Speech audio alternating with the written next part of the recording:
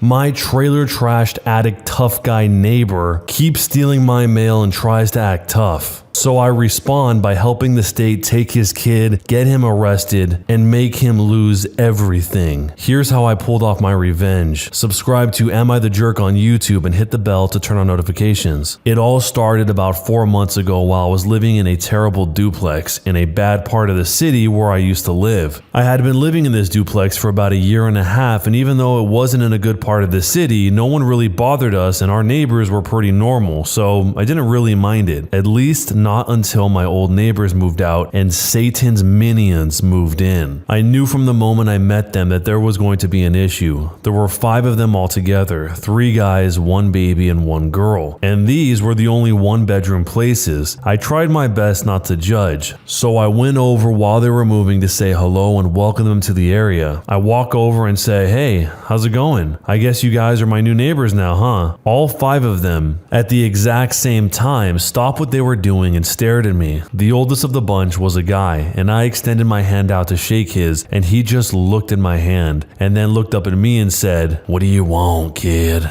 I replied, "Just to welcome you guys to the area. Sorry to bother you." He just stared at me, so I started to walk off, and as I did, I looked back and he said, "Lift with your knees, not with your back," just to be a jerk. That was the only contact I had with them for the next 2 weeks. This is when things started going missing. I had ordered a very expensive pair of headphones for my music hobby, and my girlfriend had some expensive makeup that seemed to have just disappeared. The orders said delivered, but the stuff was nowhere to be found, so I did the logical thing and knocked on the door right next to mine. The guy answered almost before my fist left the door and stared me down with a crazed look in his eye. He said nothing for a solid 8 seconds, so I said, "Hey, I'm missing some mail and I was wondering if maybe you guys had picked up some packages by mistake." He continues to stare at me and I notice some white powder peeking out from one of his nostrils, and I suddenly get a better idea of who this guy is. He then snorts really loudly and spits on the porch in front of me and says, "No, but if I did, what does that mean?" At this point, I'm frustrated and I say, "What are you getting at? You realize mail theft is a federal crime, right?" He immediately gets in my face and says, "Anything coming to my house belongs to me, and if you want something of mine, then you're gonna have to pay for it." It all becomes very clear to me now. This guy is your typical trailer trash addict tough guy. So I continue to look at him in his bloodshot and bruised eyes and say, "Look, if you have my stuff, I will find out. Don't say I didn't try to negotiate with you." And then I left. I then went to my local sporting goods store and purchased a game camera. I set the camera up in the tree in our shared front yard while they were gone, and then ordered some stuff on Amazon to bait the trap. Sure enough, I had video of them not only taking my mail but performing 4 illegal substance deals on my porch. At this point, I am pissed, but I'm a reasonable guy, so I try to go over to work this out with the help of the law. I knock on the door and I'm greeted by the same crazy-eyed guy and the same bloodshot stare as before. This time he greets me with, "Do you want to buy something or do I need to tell you to piss off?" I almost walked away right there, but I was keeping it together because I had the power and I wanted to gloat. I replied, "Look, I know what you do for a living and I know you have my mail. I just want my stuff back and I don't want any more illegal substance deals going on around my house, or I'll call the police." He gets furious immediately and starts to yell in my face, "Go F yourself, little F slur boy. This is my house and you aren't gonna do nothing to me. I own this whole town, and if you try anything, I will mess you up so bad they'll never identify the body." I just smiled the biggest smile of my entire life and replied, "Okay, see you later, man," and walked away. You see, the first time after talking to this guy, I decided that I was going to record our conversation with my phone, just to get any extra evidence in case I turned it all over to the police. I had just recorded him giving me a death threat. I called the cops, gave them all the video footage of the mail theft, of the illegal substance deals going down, and the audio of him threatening threatening me. Luckily, this happened in a one-party state, so all evidence could be used in court. Him and his cohorts were all arrested. Their kid was taken by CPS, and I just watched from my front window with the most accomplished feeling probably ever in my entire life. I haven't gotten my stuff back yet though, and I still have to testify in court. So am I the jerk? These neighbors are probably people who have never had somebody fight back against what they were doing, and that's why it went down the way that it did, with such hostility and the original poster having to go to the lengths he did in order to get proof. And usually it's a sad situation when parents get a kid taken, but from the sounds of it, pretty much anything would be a better environment to grow up in than this, with all the deals going on constantly and the adults in the house that were always on something, threatening people to come to their door all the time. That kid will probably have a much better life anywhere else, and these neighbors probably never would have been found out if they just didn't steal the original poster's packages, at least not for a while. They were probably already making a ton of money as it was because of the nature of their business, but then they got greedy and had to steal this guy's headphones, and that was the straw that broke the camel's back. It pushed him into setting up the cameras, getting video proof of what was going down, and ultimately turning them in. Now they lost their kid, their freedom, and all of that money that they had been making. So was the revenge justified or was it going too far? Let me know down below and jerk or not a jerk and why. Before we jump into the next story, don't forget to subscribe to the second channel where you can hear some of my personal stories, linked down below in the description. My wife and her best friend accused me of having an affair and then got angry when I didn't have one. I'm a 31-year-old male and my wife is 29. We had a baby last December. It was a traumatic birth and my wife developed postpartum depression. While she was originally going to go back to work after the birth, she's been struggling enough that we decided to wait until our daughter was a year old and reassess. She has been going to therapy weekly. With my wife home full time, I've had to work increased hours. This is something we discussed prior to making this decision, and she knew this from the start. A few weeks ago, my boss approached me about a project that would require a lot of overtime in a short amount of time. It would both be great financially and for my career. I talked to my wife about it and she agreed that I should say yes to my boss. For 4 weeks I'd be working on this, and my mother-in-law and her best friend Jessie, who's 29, would come help out with some of the duties that I typically do. Jessie is a stay-at-home mom with a 4-year-old and a 2-year-old. She began coming over during the day and would watch the kids with my wife. 3 weeks into the project, it became clear that we need a few more weeks to get it together. I went home that night and talked to my wife about it. She said she was okay with it, but got very cold in the days after. It wasn't unusual behavior over the past few months, so I didn't think much of it and tried not to take it personally. During the last week of the project, I got home one night and saw Jessie was still at the house. I didn't think much about it. I said hi to her and my wife and then went to go check on our daughter. Before I could get into her room, I heard Jessie say something along the lines of, "He doesn't even stop to greet you? Definitely a sign." I turned around and asked what it was a sign of. Immediately, my wife started crying and Jessie started accusing me of having an affair. She told me that I must hate my wife because she has postpartum depression and that I'm not attracted to her because she's gained weight from the pregnancy. Neither of these things are true. I'm trying my best to help my wife through her postpartum depression while supporting our family, and I think she looks great how she is now. She just hasn't wanted to do the deed and I haven't pushed. Jessie then demanded to see my phone. I told her no. She told me that's a sign that I'm guilty. I told my wife that I would let her see my phone if she wanted to. She nodded and something inside me broke. I guess it was the thought that she actually believed that I was having an affair that really got to me, and that she didn't trust me after everything we've been through. Well, she looked through the phone and there was no evidence. Jessie started saying that I deleted the evidence. She started screaming and that woke up our daughter, so I told her to get out of the house. Eventually, she left and I went to calm our daughter since my wife was still on the couch crying. When my daughter was asleep again, I sat down by my wife and tried to talk to her about what's been happening. She told me that she's been worried ever since I started working all the overtime. I told her that we talked about how good of an opportunity it was and she agreed to letting me take on this project. She said it was very suspicious to increase the length of the project. I told her that happens sometimes. She wanted more evidence, so I showed her messages and emails with timestamps from work and pay stubs showing the overtime. She said she believed me and she was sorry for doubting me. It was just that Jessie had been telling her these were all signs signs that I was cheating. I asked her why she believed Jesse more than me, and why didn't she come to me with her concerns. She didn't have a real answer. It's been a couple of weeks and the project is over. I actually scaled back and I'm trying to work a little less than I was before on the project so I can spend more time with my wife and daughter, but I feel so burnt out trying to do everything and becoming resentful because in the back of my mind, I know that my wife doesn't trust me. I ask myself, what happens the next time I have a project?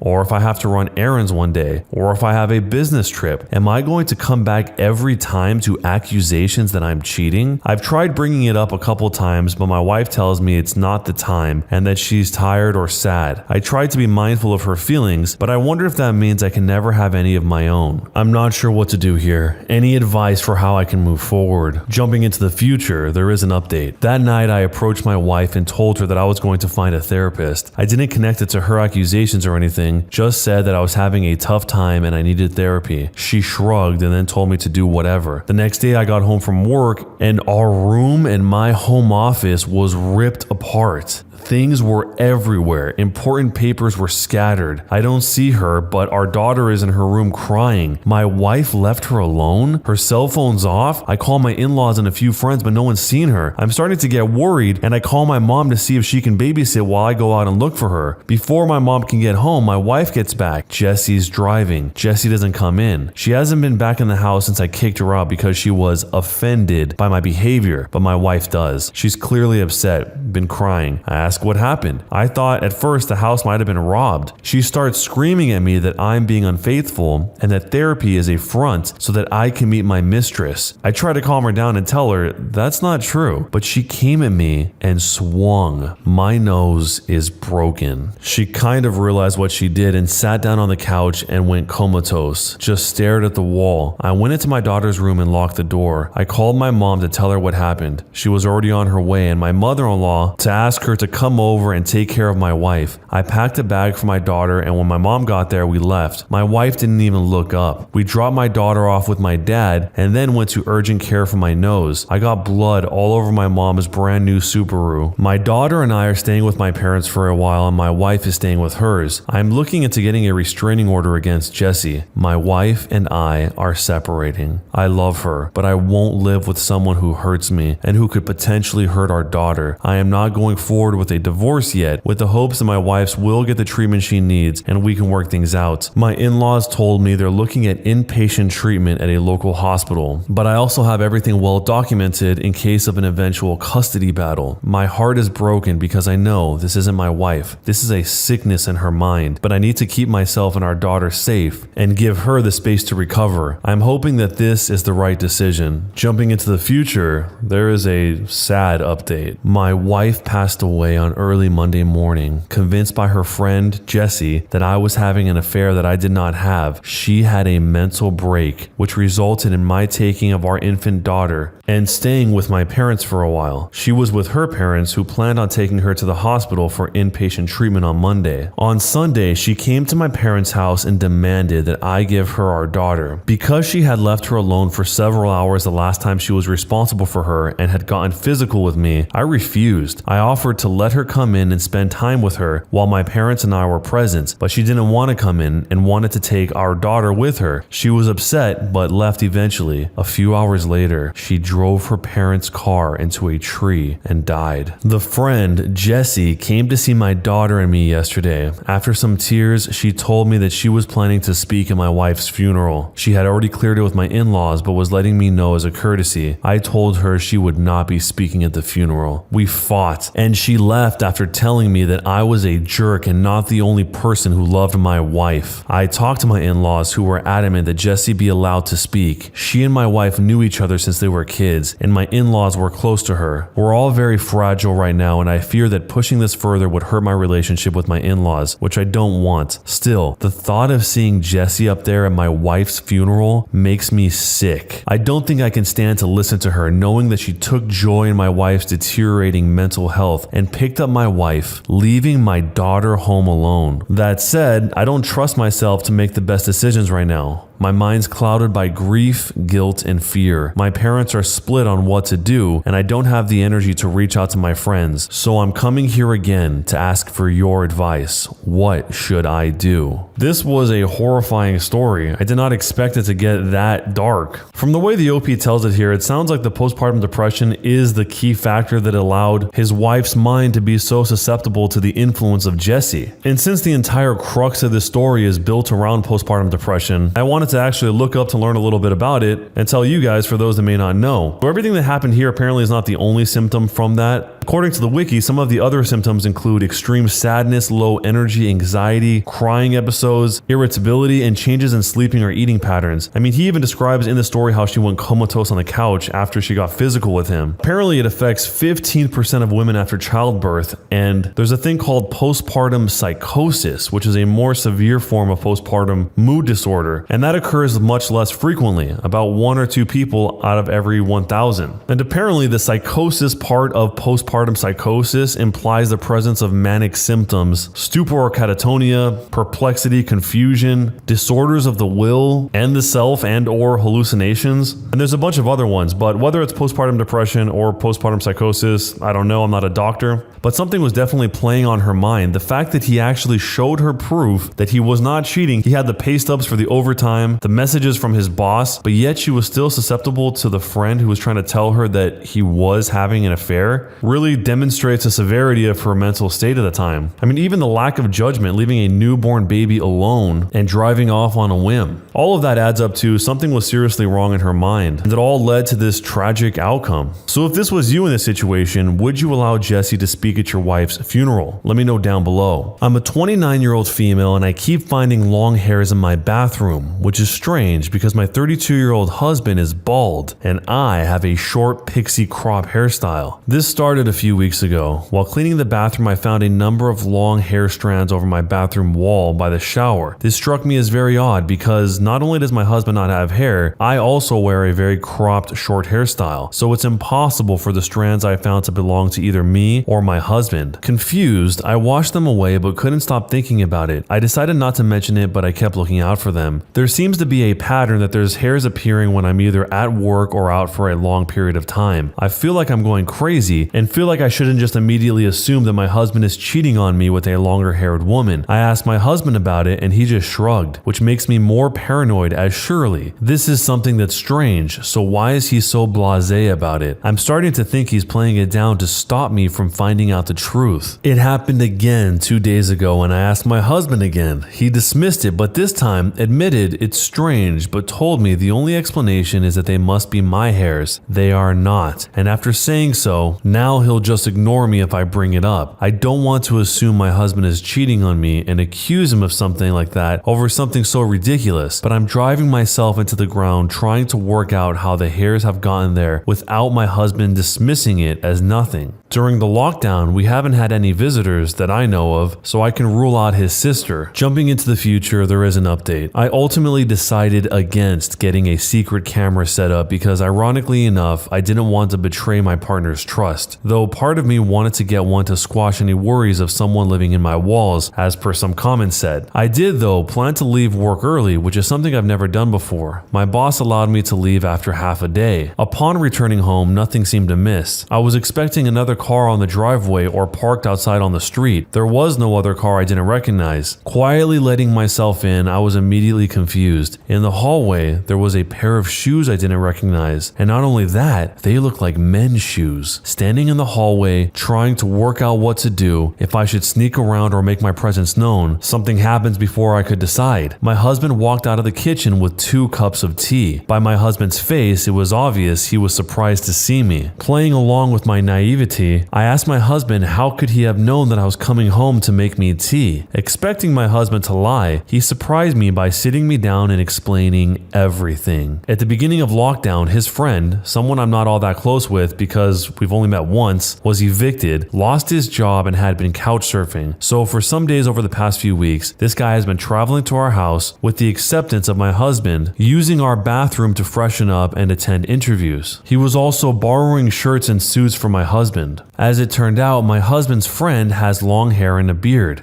So it turns out my husband isn't cheating on me, but was hiding the fact that his long-haired friend was coming over to use our shower. After his shower, I ended up meeting Dave, and he turned out to be a very nice bloke, just down on his luck. I wished him the best for his socially distanced interview, and he went on his way. I asked my husband, why didn't he just tell me, as I wouldn't have had a problem with it. It turns out he was worried about my reaction and me not liking his friend or approving of the situation. He also told me Dave was very embarrassed about the whole situation and didn't want people to know what he was having to do. I told my husband I was starting to believe he was cheating, and he was shocked, having not even considered those implications while attempting to covering for his friend. I told him this whole thing was ridiculous and even suggested his friend live with us until he's back on his feet. Funnily enough, my worst case scenario, which was mentioned in the replies, was either a homeless man or woman living in my walls and sneakily using the shower. And though this seems to be half the case, I'm glad it wasn't a stranger as such that wasn't unwelcome and someone that wasn't living in my walls. So was I the jerk for thinking that my husband might be cheating on me? The most glaringly strange part of this whole thing is the fact that the husband wouldn't have just told the wife. His first reason doesn't really make any sense. It kind of sounds like he's just lying without lying. He's lying by omission. He didn't want to tell her because she thought she would say no, so he decided to just do it without talking with her at all. That's a weaker reasoning when compared to the second one. The second one makes a lot more sense. Dave was very embarrassed about the whole situation and didn't want people to know what he was having to do. Before agreeing to that, the husband should have just been upfront and honest and saying, hey, I won't tell anybody about this, but I do need to let my wife know because she lives here too. I think that's perfectly reasonable, especially if you let him know my wife won't be telling anyone. I mean, she ended up finding out anyway, and she was bound to find out because she lives there. Of course, eventually something would happen, especially if this was a long-term thing. So even though the second reason does make a lot more sense, the husband should have just been upfront with the friend to begin with and then avoided all of this secrecy and confusion. But it was really kind of the wife to offer him just to move in until he got on his feet. That's something not everyone would do. So let me know how you see the situation down below, and do you think the wife was the jerk for even considering that her husband might be cheating? Let me know down below. When you subscribe, make sure to hit the bell to turn on notifications. To finish listening to all the stories in this series, use the playlist at the top of the description. And next time you live stream, use the cream of the crop music. Search for Cream of the Stream on Spotify or whatever music platform you use for copyright-free music to use for your stream. It's free, Cream of the Stream. Either way, thanks a lot for listening. I'll see you guys next time.